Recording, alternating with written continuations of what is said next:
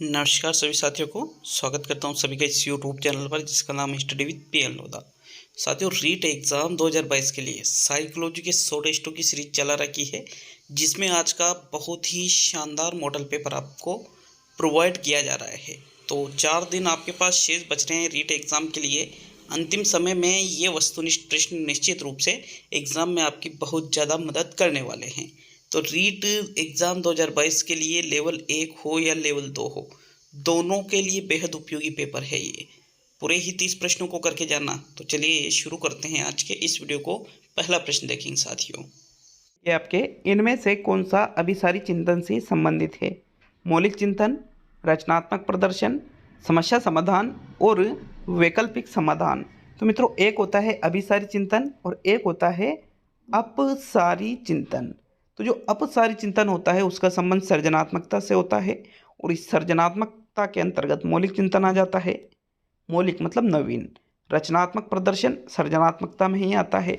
वैकल्पिक समाधान सृजनात्मकता मतलब अभिसारी चिंतन में नहीं आते हैं, किस में आते हैं? अपसारी में।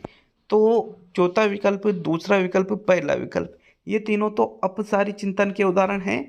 और जो विकल्प बच रहा है समस्या समाधान, तीसरा विकल्प, ये अभिसारी चिंतन से संबंधित है साथियों। तो आपके विकल्प नंबर 3 सही है पहले क्वेश्चन में। नेक्स्ट प्रश्न नंबर 2 पे आते हैं। ठीक है, क्लियर है ना सभी के? तीसरा ही विकल्प आपके प्रश्न नंबर 1 में सही रहेगा। तो नेक्स्ट प्रश्न नंबर 2 को देखेंगे साथ। तो आपके प्रश्न संख्या 2 है, दूसरा क्वेश्चन समझिएगा प्रश्न नंबर 2 को। किसने बहुविमात्मक प्रज्ञा का प्रत्यय दिया है? स्पीयरमैन ने, डेनियल गोलमैन ने, हॉवर्ड गार्डनर ने और जॉन मेयर के द्वारा। तो देखो, बहुविमात्मक प्रज्ञा, जो बहुविमात्मक प्रज्ञा है मतलब बहुविमात्मक प्रज्ञा का मतलब बुद्धि से लिया जाता है। तो अलग अलग प्रकार की जो बुद्धि, बहुबुद्धि का जो सिद्धांत है वही पूछा गया है। थोड़ा क्वेश्चन को चेंज कर दिया था। तो बहुबुद्धि का नाम आता ही तो आप सभी बता ही दोगे, किसने? हॉवर्ड गार्डनर के द्वारा बहुविमात्मक प्रज्ञा का प्रत्यय दिया गया है। तो विकल्प नंबर आपका 3 सही है प्रश्न संख्या 2 में। नेक्स्ट आगे बढ़ेंगे प्रश्न नंबर 3 पर। तो चलिए आते हैं आपके तीसरे क्वेश्चन की ओर। प्रश्न संख्या 3 है मित्रों, शुगधिशयिता है। शुगधिशयिता है अवधान संबंधित विकार है, मनोगतिक संबंधी विकार है, एक प्रकार की विचलन है और आहार ग्रहण संबंधित विकार है। तो देखो, शुगधिशयिता का नाम सभी ने सुन ही रखा होगा। शुगधिशयिता क्या होता है?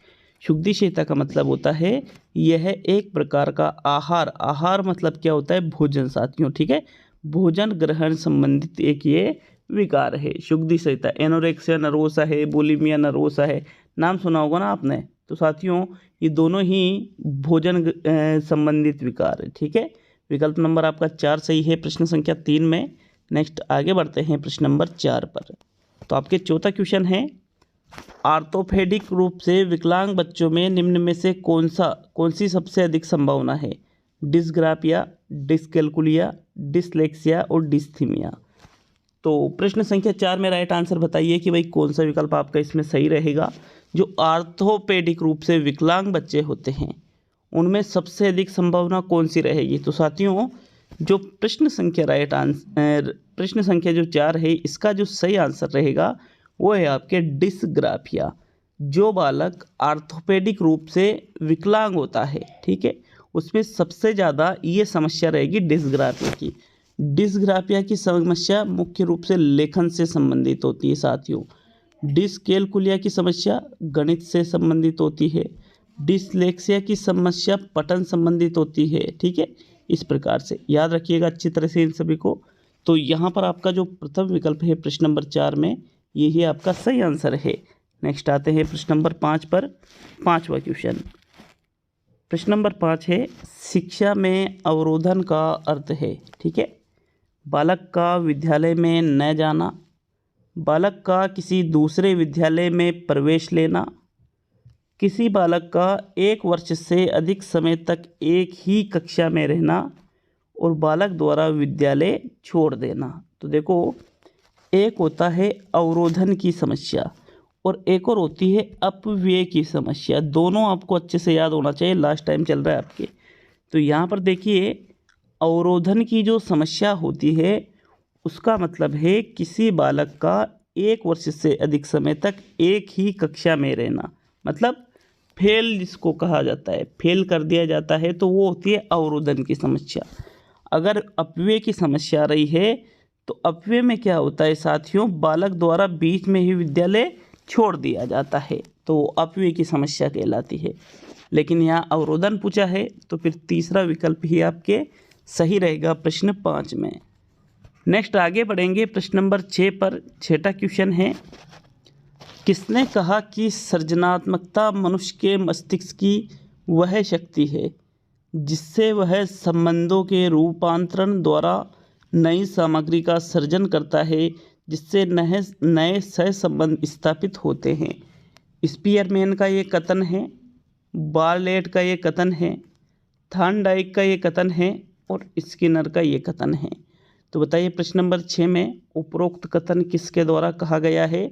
सृजनात्मकता से संबंधित साथियों ये जो कथन है ये स्पीयरमैन ने कहा है। किसने कहा है? स्पीयरमैन ने, जिन्होंने बुद्धि का जो सिद्धांत है, द्वितत्व का सिद्धांत और त्रितत्व का सिद्धांत या द्विकारक या त्रिकारक का सिद्धांत भी इन्होंने दिया था। देखो, सृजनात्मकता मनुष्य के मस्तिष्क की वह शक्ति है, ठीक है, जिससे वह संबंधों का जो रूपांतरण है इसके द्वारा नई सामग्री का सृजन करता है, मतलब नई नई चीज़ें खोज की जाती है सृजनात्मकता में, ऐसा ही कुछ कहना है स्पीयरमैन का। नेक्स्ट आगे बढ़ेंगे प्रश्न नंबर 7 पर। तो मित्रों 7वां क्वेश्चन है, देखिएगा प्रश्न नंबर 7 को। अब आज 23 है डेट, 23। आपके पास कितने दिन बचे हैं? 25, मतलब यूँ मानो 1 महीना बस, ठीक है, 1 महीना। बालकों का अधिगम सर्वाधिक प्रभावशाली होगा जब बालकों का संज्ञानात्मक, भावात्मक तथा मनोचालक पक्षों का विकास होगा। पढ़ने लिखने एवं गणितीय कुशलताओं पर ही बल होगा। शिक्षण व्यवस्था एकाधिकारवादी होगी। शिक्षक अधिगम प्रक्रिया में आगे होकर, ठीक है, आगे होकर बालकों को निष्क्रिय रखेगा। तो देखो, बालकों का जो अधिगम है वो सर्वाधिक प्रभावशाली कब होगा? विकल्पों को देखते हुए आंसर दीजिएगा। साथियों, एकाधिकारवादी यदि शिक्षण व्यवस्था होगी तो अधिगम सर्वाधिक प्रभावशाली नहीं हो सकता। बालकों को निष्क्रिय रखा जाएगा तो भी अधिगम सर्वाधिक प्रभावशाली नहीं हो सकता। पढ़ने लिखने एवं गणितीय कुशलताओं पर ही बल दिया जाए या फिर बालकों का संज्ञानात्मक, भावात्मक और मनोचालक पक्षों का विकास, तो फिर यहाँ पर ये प्रथम विकल्प बेस्ट रहेगा, क्योंकि यहाँ पर संज्ञानात्मक पक्ष का भी विकास हो रहा है, भावात्मक का भी हो रहा है और मनोचालक पक्ष का भी विकास हो रहा है। तो विकल्प नंबर आपका 1 सही है प्रश्न नंबर 7 में। नेक्स्ट आगे बढ़ेंगे प्रश्न नंबर 8 पर। 8वां क्वेश्चन है आपके, मनुष्य की सामान्य कामना व इच्छाओं को क्या कहा जाता है? अभिप्रेरणा, अंतर्नोद, आवश्यकता और लक्ष्य। देखो, मनुष्य की जो सामान्य कामना है, जो इच्छाएं हैं, उसको हम किस नाम से जानेंगे साथियों? जैसे मान लीजिए आपकी कोई भी कामना है, इच्छा है, तो फिर हम उसको लक्ष्य, अंतर्नोद या अभिप्रेरणा नहीं कहेंगे, बल्कि हम उसको कहते हैं आवश्यकता। किस नाम से जानते हैं मित्रों? उसको आवश्यकता के नाम से जानते हैं। विकल्प नंबर आपका 3 सही है 8वें क्वेश्चन में। नेक्स्ट आगे बढ़ेंगे प्रश्न नंबर 9 पर। तो चलिए देख लेते हैं 9वें प्रश्न को। ये देखिए 9वें प्रश्न में क्या पूछा जा रहा है आपसे। जीन पियाजे के, ठीक है, जीन पियाजे के सिद्धांत का प्रमुख प्रस्ताव है कि बच्चों की सोच गुणात्मक रूप से वयस्कों से भिन्न होती है। बच्चों की सोच वयस्कों से भिन्न होती है। बच्चों की सोच वयस्कों से भिन्न होती है। बच्चों की सोच वयस्कों से बेहतर होती है और बच्चों की सोच मात्रात्मक रूप से वयस्कों से भिन्न होती है। तो देखो, जीन पियाजे ने अपने सिद्धांत में जो बताया है प्रमुख प्रस्ताव, ठीक है, प्रमुख प्रस्ताव बताना है यहाँ पे। तो वयस्कों से भिन्न तो होती है, वयस्कों से बेहतर नहीं होगी, ये तो गलत है। भिन्न तो होती है, लेकिन वो मात्रात्मक रूप में होगी या गुणात्मक रूप में होगी साथियों? तो देखो, जीन पियाजे ने अपने सिद्धांत में बताया है कि जो बच्चों की सोच है वो गुणात्मक रूप से वयस्कों से भिन्न होती है। विकल्प नंबर 1 सही है आपके 9वें क्वेश्चन में। नेक्स्ट बढ़ेंगे प्रश्न नंबर 10 पर। तो आपकी 10वां क्वेश्चन, प्रतिबिंब, अवधारणा, प्रतीक एवं संकेत, भाषा, मानसिक क्रिया अंतर्निहित है। अनुकूलन में, प्रेरक पेशे कौशल में, समस्या समाधान में और विचारात्मक प्रक्रिया है ये। तो साथियों प्रश्न संख्या जो 10 है, प्रतिबिंब एक शब्द इसमें है, एक शब्द है अवधारणा, प्रतीक है, संकेत है, भाषा है, मानसिक क्रिया है। तो साथियों ये सभी चीज़ें विचारात्मक प्रक्रिया के अंतर्गत आती है। किसके अंतर्गत? विचारात्मक प्रक्रिया। हमारे मस्तिष्क में जब विचारात्मक प्रक्रिया चलती है तो प्रतिबिंब भी बनते हैं, अवधारणा भी बनती है, प्रतीक और संकेत भी आते हैं, भाषा और मानसिक क्रिया भी आती है। ये सभी विचारात्मक प्रक्रिया में अंतर्निहित इनको माना जाता है। विकल्प नंबर 4 सही है आपके 10वें क्वेश्चन में। देखो 10वें में हो सकता है आपको तीसरा विकल्प भी सही लगे, लेकिन आंसर तो 4 ही है। नेक्स्ट प्रश्न नंबर 11वां क्वेश्चन है, एकीकृत छात्र केंद्रित अधिगम के लिए पाठ्यक्रम में निम्न में से क्या लाभकारी नहीं है? छात्र का अभिप्रेरण विकास, सहकर्मी संचार का विकास, छात्र शिक्षक संबंध का निर्माण और खोज या सक्रिय अधिगम का ह्रास। देखो प्रश्न नंबर 11 में चारों ही विकल्पों को अच्छी तरह से देख लीजिएगा और फिर इसका जो सही आंसर है उसका चयन कीजिएगा साथियों। तो 11वें क्वेश्चन में जो राइट आंसर है, जो एकीकृत छात्र केंद्रित अधिगम है, इसके लिए पाठ्यक्रम में क्या लाभकारी नहीं है? छात्र का अभिप्रेरण विकास बिल्कुल लाभकारी होना चाहिए। आगे देखते हैं, सहकर्मी संचार का विकास ये भी लाभकारी है, छात्र शिक्षक संबंध का निर्माण ये भी लाभकारी है, खोज या सक्रिय अधिगम का ह्रास। तो साथियों खोज करके सीखना या सक्रिय अधिगम का ह्रास का मतलब कमी, तो ये कमी करके हम छात्र केंद्रित अधिगम में विकास थोड़ी कर सकते, इसलिए ये आपका राइट आंसर रहेगा प्रश्न नंबर 11 में चौथा विकल्प। नेक्स्ट आगे बढ़ेंगे प्रश्न नंबर 12 की ओर। तो 12वां प्रश्न मित्रों, प्रश्न नंबर 12 है, विकास के बारे में कौन सा कथन सही है? विकास आनुवंशिकीय कारकों द्वारा पूर्व निर्धारित चरणों के एक स्पष्ट व्यवस्थित क्रम में नहीं होता है, विकास सरल और आयामी है, बच्चों के विकास में सांस्कृतिक और व्यक्तिगत विविधता पाई जाती है और विकास पूर्णतः आनुवंशिकी से प्रभावित होता है। तो ये 4 विकल्प है, अच्छे से प्रश्नों को देखिएगा और बताइए कि भाई विकास के बारे में इनमें से कौन सा कथन आपको सही लग रहा है। तो प्रश्न नंबर 12 जो है साथियों, उसका सही आंसर क्या रहेगा? विकल्प नंबर 3, बच्चों के विकास में सांस्कृतिक और व्यक्तिगत विविधता पाई जाती है। जिस संस्कृति में बालक का जन्म होता है वहाँ का प्रभाव उसके विकास पर पड़ेगा और व्यक्तिगत विविधता भी उसमें कोई ना कोई जरूर पाई जाएगी साथियों। तीसरा विकल्प सबसे बेस्ट है। देखो सरल और आयामी नहीं है, विकास तो जटिल प्रक्रिया मानी जाती है, इसलिए ये गलत है। पूर्णतः आनुवंशिकी से प्रभावित नहीं होगा, वातावरण से भी प्रभावित होता है, इसलिए ये भी गलत है। और यहाँ ये पहला विकल्प भी गलत ही है साथियों। नेक्स्ट प्रश्न नंबर 13 पे आते हैं। तो चलिए आपके 13वां प्रश्न है, एक विद्यार्थी कारण परिणाम का संबंध समझ चुका है, वह किस शैक्षिक उद्देश्य की प्राप्ति तक पहुंच चुका है? अवबोध, विश्लेषण, संश्लेषण और मूल्यांकन। तो देखो 13वां क्वेश्चन बहुत ही अच्छा क्वेश्चन है, एग्जाम के लेवल के प्रश्न ज़्यादातर मिलेंगे आपको आज। तो देखो जो कारण परिणाम का संबंध है बालक वो समझ चुका है, समझना वगैरह, तुलना करना, वर्गीकरण करना, ये अवबोध के अंतर्गत आता है साथियों। किसके अंतर्गत आता है? अवबोध के। तो विकल्प नंबर आपका 1 सही है 13वें क्वेश्चन में। नेक्स्ट आगे बढ़ते हैं प्रश्न नंबर 14 पर। तो आपके 14वां क्वेश्चन है, निम्न में से किस सिद्धांतकार ने प्रस्तावित किया कि बच्चों की सोच वयस्कों की तुलना में गुणात्मक रूप से भिन्न है? Howard Gardner, Lawrence Kohlberg, Jean पियाजे और लेव वाइगोत्स्की। तो देखो बच्चों की सोच वयस्कों की तुलना में गुणात्मक रूप से भिन्न होती है। तो ये तो अभी पहले भी ये क्वेश्चन बता दिया था आपको कि भाई ये तो जीन पियाजे ने बताया है। अभी कुछ देर पहले तो इसी टेस्ट में तो था ये क्वेश्चन कि जीन पियाजे के अनुसार बच्चों की सोच वयस्कों की तुलना में गुणात्मक रूप से भिन्न होती है। अभी कुछ देर पहले मतलब यूँ मानो क्वेश्चन थोड़ा चेंज करके रिपीट हो गया ये, है ना।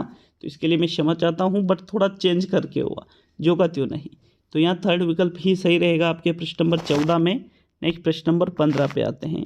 तो 15वां क्वेश्चन है मित्रों, मनोचित्रण का संदर्भ है, अर्थग्राह्यता को बढ़ाने की एक तकनीक है, जोखिम भरे कार्य के लिए कर्म योजना है, मन का चित्रण खींचना ही मनोचित्रण है, या मन के प्रकार का अन्वेषण करना मनोचित्रण होता है। देखो 15वें क्वेश्चन में जो सही आंसर है आपके, मनोचित्रण का संदर्भ किससे लिया जाता है? अर्थग्राहिता को बढ़ाने की एक तकनीक इसको माना जाता है साथियों। अर्थग्राहिता मतलब अर्थ ग्रहण करने की जो क्षमता है, ठीक है। हम किसी भी चीज़ को पढ़ते वगैरह है, कुछ सीखते हैं तो उसमें हम अर्थ ग्रहण जो उसका करते हैं, ठीक है। तो विकल्प नंबर आपका 1 सही है प्रश्न 15 में। नेक्स्ट प्रश्न नंबर 16 को देखेंगे। तो 16वां प्रश्न देखिएगा, निम्न में से कौन सा मध्य बाल्यावस्था की अवधि का एक प्रमुख संकेत है? पेशीय कौशल और समग्र भौतिक विकास का तेजी से विकास, वैज्ञानिक तर्क और सारगर्भित सोचने की क्षमता का विकास, विश्वास निर्माण के खेल का आयाम, और तार्किक विचार का विकास जो प्रकृति में मूर्त है। तो देखो प्रश्न संख्या 16 में आपको सही आंसर देना है। मध्य बाल्यावस्था जो होती है इसका प्रमुख संकेत, मध्य बाल्यावस्था लगभग 8 से 9 वर्ष का समय जो होता है, 8 से 10 वर्ष तक भी मान सकते हो। तो साथियों इस समय सबसे जो मुख्य संकेत मिलता है वो है तार्किक विकास, तार्किक विचार का विकास, कि बालक में तार्किक विचार उत्पन्न होने लग जाते हैं, विकास होने लग जाता है, जो प्रकृति में कैसे होते हैं मूर्त, मतलब उनके सामने जो चीज़ें होती है उन पे वो तार्किक प्रतिक्रिया देने लग जाते हैं, ठीक है। चौथा विकल्प आपके प्रश्न नंबर 16 में सही रहेगा। तो नेक्स्ट प्रश्न नंबर 17 पे आते हैं। आपके 17वां क्वेश्चन है, निम्न विमाओं में से किस पर व्यक्ति उच्च प्राप्तांक प्राप्त करेगा यदि वह बहुत हंसमुख हो तथा सामाजिक हो? आक्रामकता, बुद्धि, अंतर्मुखता, बहिर्मुखता। तो देखो हेंस आइंजैक का नाम सभी ने सुन ही रखा होगा।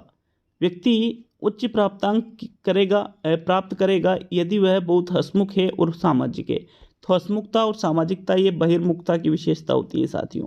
इसके ठीक विपरीत अंतर्मुखता होती है। तो ओनली यहाँ चौथा विकल्प आपके प्रश्न नंबर 17 में सही है। नेक्स्ट प्रश्न नंबर 18 पे आते हैं। तो आपके 18वां प्रश्न है मित्रों, प्रश्न नंबर 18 छोटा कर लेते हैं थोड़ा, ये देखिए, ठीक है। एक प्रगतिशील कक्षा में शिक्षण अधिगम प्रक्रिया के दौरान शिक्षार्थियों का मूल्यांकन माता पिता को प्रतिक्रिया देने के उद्देश्यों के लिए उच्च या निम्न और गैर प्राप्तकर्ताओं की पहचान करने में सहायक है।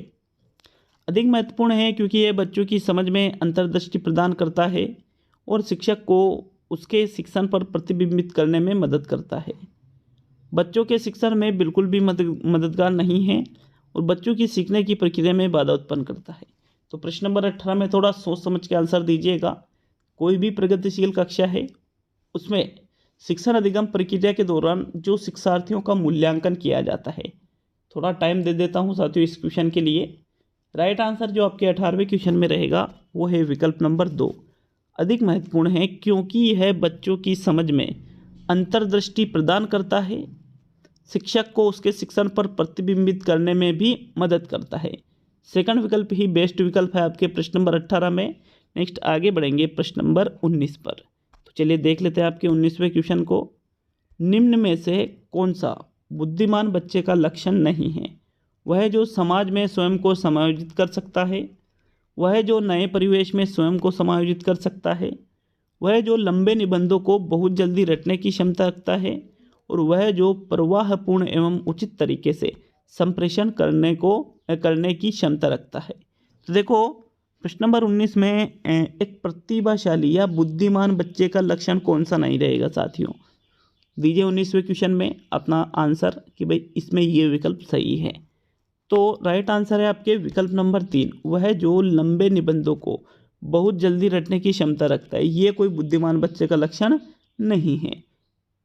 समाज में स्वयं को समायोजित कर ले, नए परिवेश में स्वयं को समायोजित कर ले, जो प्रवाहपूर्ण और उचित तरीके से संप्रेषण करने की क्षमता रखे, ये तीनों ही लक्षण तो प्रतिभाशाली के हैं साथियों। लेकिन लंबे निबंधों को रटना ये प्रतिभाशालिता नहीं मानी जाती है या फिर बुद्धिमत्ता नहीं मानी जाती है। विकल्प नंबर आपका 3 ही सही रहेगा 19वें में। नेक्स्ट प्रश्न नंबर 20 पे आते हैं। तो आपके 20वां क्वेश्चन, हम सभी में आवश्यकता के अनुसार अभिप्रेरण की शुरुआत होती है। छात्र की वह आवश्यकता जिसे उसको सर्वप्रथम पूरा करना चाहिए। सम्मान, शारीरिक, सामाजिक और आत्म अनुभूतिकरण। तो देखो यहाँ पर प्रश्न ये पूछ रहे हम सभी में आवश्यकता के अनुसार अभिप्रेरण की शुरुआत होती है। ठीक है, आवश्यकता हमारे अंदर उत्पन्न होगी तभी हम अभिप्रेरित होंगे। अगर आवश्यकता ही नहीं है तो हम किसी कार्य को करने के लिए अभिप्रेरित ही नहीं होंगे। तो छात्र की वह आवश्यकता जिसे उसको सर्वप्रथम पूरा करना चाहिए। तो सबसे पहले कौन सी आवश्यकता पूरी करना चाहिए साथियों? शारीरिक आवश्यकता की पूर्ति सबसे पहले की जाती है। विकल्प नंबर आपका 2 सही है 20वें प्रश्न में। नेक्स्ट आगे बढ़ेंगे प्रश्न नंबर 21 पर। तो आपकी 21वां क्वेश्चन, राष्ट्रीय पाठ्यचर्या की रूपरेखा 2005 के आधारभूत सिद्धांतों में निम्न में से कौन सा भाग सम्मिलित नहीं है? अच्छी बाह्य परीक्षाओं का आयोजन करना, रटने को महत्व प्रदान न करना, पुस्तकों को इतर प्रदान करना और ज्ञान को वास्तविक जीवन से जोड़ना। तो देखो, पुस्तकों से इतर ज्ञान प्रदान करना होगा, ये है ना। पुस्तकों को इतर प्रदान करना, ये कोई लाइन ही नहीं, ये जमा ही नहीं। पुस्तकों से इतर ज्ञान प्रदान करना, ये था विकल्प, है ना। तो देखो, एनसीएफ 2005 के जो आधारभूत सिद्धांत हैं उसके अंतर्गत ज्ञान को वास्तविक जीवन से भी जोड़ा जाता है, सम्मिलित नहीं है ये पूछा है। रटने को महत्व प्रदान इसमें नहीं किया जाता है, सही बात है। पुस्तकों से इतर ज्ञान भी प्रदान किया जाता है, लेकिन अच्छी बाह्य परीक्षाओं का आयोजन करना, साथियों ये चीज़ एनसीएफ 2005 नहीं बताता है। इसलिए आपके विकल्प नंबर 1 सही है प्रश्न नंबर 21 में। नेक्स्ट प्रश्न नंबर 22 पे आते हैं। तो चलिए देख लेते हैं आपके 22वें क्वेश्चन को। प्रश्न संख्या 22, गर्भधारण के साथ साथ यदि गर्भस्थ स्त्री तंबाकू एवं निकोटीन युक्त कोई पदार्थ का निरंतर सेवन करती है तो गर्भस्थ शिशु का मस्तिष्क आधा ही विकसित होता है, जन्म से उनका समय से पहले ही हो जाता है, शिशु अंधा बहरा एवं मानसिक दुर्बलता के साथ पैदा होता है और इनमें से कोई नहीं। देखो, गर्भधारण के समय मतलब जब बच्चा पेट में माँ के गर्भ में होता है, तो मान लीजिए कोई स्त्री है जो तंबाकू और जो निकोटीन युक्त कोई पदार्थ है उसका लगातार सेवन कर रही है, तो उससे क्या होता है साथियों, कई बार जो बालक है उसका जन्म समय से पहले ही हो जाता है। जैसे 9 महीने और 10 दिन का समय होता है, ठीक है, 9 महीने और 10 दिन का समय होता है बालक के जन्म के लिए, तो उसके पहले ही बालक का जन्म हो जाता है। किस कारण से हो जाता है? कि माँ क्या कर रही है, इस जो है तंबाकू और जो निकोटीन है उस पदार्थ का निरंतर सेवन कर रही है गर्भावस्था के दौरान। तो ये बहुत खतरनाक हो सकता है, इसलिए आपके दूसरा विकल्प सही है। अगर शिशु का जन्म समय से पहले हो जाता है तो उससे माँ की जान को भी खतरा रहता है और जो शिशु है उसके भी बचने के बहुत कम चांस हो जाते हैं। तो नेक्स्ट प्रश्न नंबर 23 पे आते हैं। 23वां क्वेश्चन, किसने कहा उत्तर बाल्यावस्था में किशोरावस्था एवं उत्तर बाल्यावस्था में प्रौढ़ता के लक्षण आ जाते हैं? होलिंगबर्थ, स्टेनले हॉकिंग और सिम्पसन। तो 23 में जो राइट आंसर है कि भाई ये जो कथन है ये किंग के द्वारा कहा गया है उत्तर बाल्यावस्था के बारे में कि भाई ये लक्षण उसी में के अंतर्गत आ जाते हैं। तो आपके कौन सा विकल्प सही है साथियों? इसमें तीसरा विकल्प। नेक्स्ट आगे बढ़ेंगे 24 पर। लेकिन वीडियो अच्छा लगे तो यार वीडियो को लाइक शेयर जरूर करिएगा और लास्ट में कमेंट करके हमें ये जरूर बताइए कि भाई कितने क्वेश्चन आपके सही हुए हैं। तो साथियों प्रश्न संख्या 24 आपके बुद्धि परीक्षण निर्माण के जन्मदाता है। फ्रांसिस गाल्टन है, अल्फ्रेड बिने है, लेवेटर है और विलियम स्टर्न है। तो प्रश्न संख्या 24 में बताइए कौन सा विकल्प आपका सही रहेगा? बुद्धि परीक्षण निर्माण के जन्मदाता इनमें से कौन है? सही विकल्प का चयन कर लेते हैं। साथियों आपके दूसरा जो विकल्प है अल्फ्रेड बिने वाला, ये आपका 24 में सही उत्तर होगा। बुद्धि परीक्षण निर्माण के जन्मदाता किसको माना जाता है? अल्फ्रेड बिने को, क्योंकि सबसे पहले बुद्धि परीक्षण का निर्माण इनके द्वारा ही किया गया था। तो सेकंड विकल्प आपके 24 में सही है। नेक्स्ट प्रश्न नंबर 25 की ओर बढ़ेंगे साथियों। तो चलिए 25वां प्रश्न देख लेते हैं। 25वां क्वेश्चन है, अधिगम निर्योग्यता वाले शिक्षार्थियों द्वारा एक पूर्ण और उत्पादक जीवन जीने के अवसरों को बढ़ाने का सबसे सही तरीका है। इन बच्चों को अपने लक्ष्यों का निर्धारण करने के लिए प्रोत्साहित करना चाहिए। इस तरह के छात्रों की कमजोरियों पर ध्यान केंद्रित करना चाहिए। इस तरह के छात्रों से उच्च अपेक्षाएं बनाए रखना चाहिए और विविध कौशलों और युक्तियों का शिक्षण करना जिससे सभी संदर्भों में लागू किया जा सकता है। तो 25वें क्वेश्चन में अच्छे से विकल्पों को देखिएगा और विकल्पों में से भी उस विकल्प का चयन करिएगा जो कि सबसे बेस्ट विकल्प हो। तो 25वें क्वेश्चन में जो सही आंसर है, जो अधिगम निर्योग्य वाले शिक्षार्थी होते हैं, इनके द्वारा एक पूर्ण और उत्पादक जीवन जीने के अवसरों को बढ़ाने का सबसे सही तरीका क्या होता है साथियों, कि इनको विविध कौशल और युक्तियों का शिक्षण कराना चाहिए, ठीक है, जो सभी संदर्भों में लागू किया जा सके। तो विकल्प नंबर आपका 4 सही है 25 में। नेक्स्ट प्रश्न नंबर 26 को देखेंगे। 26वां क्वेश्चन है, वैलेंटाइन के अनुसार व्यक्तित्व है वातावरण के साथ सामान्य एवं स्थायी समायोजन, जन्मजात एवं अर्जित प्रवृत्तियों का योग, व्यक्ति की संपूर्ण विशेषताओं का योग और व्यक्ति के गुणों का योग। तो वैसे तो सारी ही चीज़ें व्यक्तित्व की बताई जा रही है प्रश्न नंबर 26 में, लेकिन जो वैलेंटाइन के अनुसार है, जो वैलेंटाइन ने बताया है, आपको तो वही बताना पड़ेगा, क्योंकि प्रश्न में क्या पूछ रहा है, वैलेंटाइन के अनुसार व्यक्तित्व है। तो 26 में जो राइट आंसर है वो है जन्मजात एवं अर्जित प्रवृत्तियों के योग ही को ही व्यक्तित्व कहते हैं, ऐसा वैलेंटाइन का कहना था साथियों। तो दूसरा विकल्प 26 में सही रहेगा। नेक्स्ट प्रश्न नंबर 27 को देखेंगे। 27वां क्वेश्चन है मित्रों आपके, रेसिरवियर ऑफ लिबिडो किसके लिए प्रयुक्त होता है? इड के लिए, ईगो के लिए, सुपर ईगो के लिए और इनमें से सभी के लिए। तो देखो, रेसिरवियर ऑफ लिबिडो, यहाँ पर लिबिडो का नाम सभी ने सुन ही रखा होगा। इसका प्रयोग इड के लिए किया जाता है। इड मतलब इदम के लिए किया जाता है, जो पार्श्विक प्रवृत्ति होती है।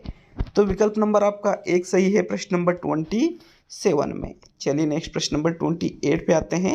28वां क्वेश्चन साथियों, प्रश्न नंबर 28 है, निम्न में से कौन सी विशेषता व्यक्तित्व मापन की प्रक्षेपी विधियों की नहीं है? इसके माध्यम से व्यक्ति के अचेतन मन की बातों को ज्ञात किया जाता है। अपनी बातों, विचारों, भावनाओं, अनुभव आदि को स्वयं न बताकर किसी अन्य उद्दीपक के माध्यम से अभिव्यक्त करना, इसे व्यक्ति के चेतन मन का ज्ञान किया जाता है और इनमें से कोई नहीं। तो देखो, प्रश्न नंबर 28 में व्यक्तित्व मापन की प्रक्षेपी विधियों की जो विशेषता नहीं है वो बताना है।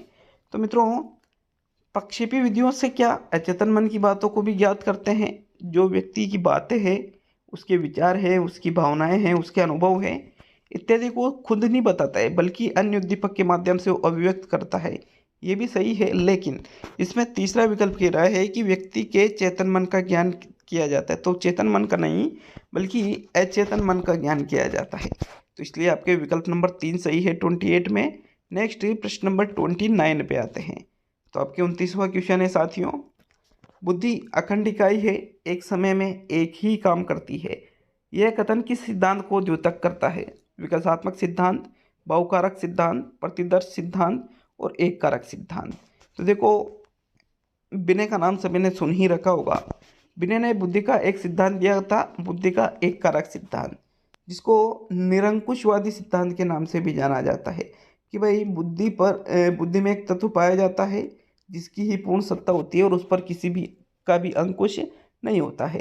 तो एक समय में एक ही वो काम करती है। ये एक अखंड इकाई है, अविभाज्य इकाई है, इसको खंडों में तोड़ा नहीं जा सकता है। ऐसा एक कारक सिद्धांत में बिने के द्वारा बताया गया था साथियों। बुद्धि का पहला सिद्धांत है ये, है ना। तो चौथा विकल्प आपके 29वें क्वेश्चन में सही है। अब अंतिम और 30वां क्वेश्चन देख लेते हैं। लेकिन वीडियो अच्छा लगे तो वीडियो को क्या करना है, लाइक करना है और साथ में कमेंट करना है कि भाई 30 में से कितने क्वेश्चन आपके सही हुए हैं। किसी भी प्रश्न में आपको डाउट लगता है कि भाई हमें इस प्रश्न में डाउट है, तो उसके लिए भी कमेंट जरूर करिएगा। तो चलिए देख लेते हैं आज का अंतिम और 30वां क्वेश्चन। देखिए 30वें क्वेश्चन को, कार की इच्छा पूरी नहीं होने पर व्यक्ति कल्पनाओं के साथ माध्यम से मर्सिडीज कार में अपनी प्रेमिका के साथ लोगों से सलामी ले रहा होता है। कथन में समायोजन की कौन सी युक्ति प्रयुक्त हुई है? तादात्म्यकरण, द्विवा स्वप्न, प्रतिगमन और विपरीत रचना। देखो, कार की इच्छा पूरी नहीं है तो वो द्विवा स्वप्न में क्या सोच रहा है, मेरे एक मर्सिडीज कार है जिसमें अपनी प्रेमिका के साथ मैं बैठा हूँ और लोग मुझे सलामी दे रहे हैं। तो साथियों, ये क्या है, डे ड्रीमिंग, ठीक है, द्विवा स्वप्न के माध्यम से। विकल्प नंबर 2 सही है आपके 30वें क्वेश्चन में। तो ये था आज का टेस्ट, कैसा लगा हमें कमेंट करके ज़रूर बताएं। बहुत बहुत धन्यवाद सभी का। मिलते हैं अब अगले वीडियो में।